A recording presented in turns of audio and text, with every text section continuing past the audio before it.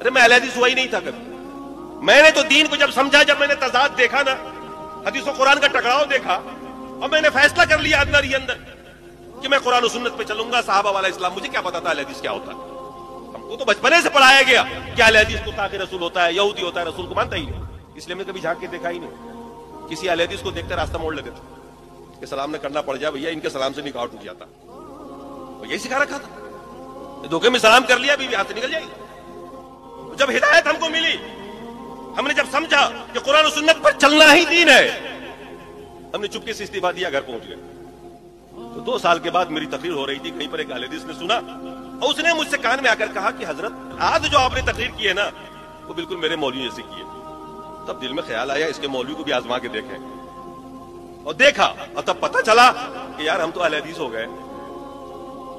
یہ اہل حدیث ہونے کے کئی سال بعد مجھے پتا چلا کہ میں تو اہل حدیث ہو گیا.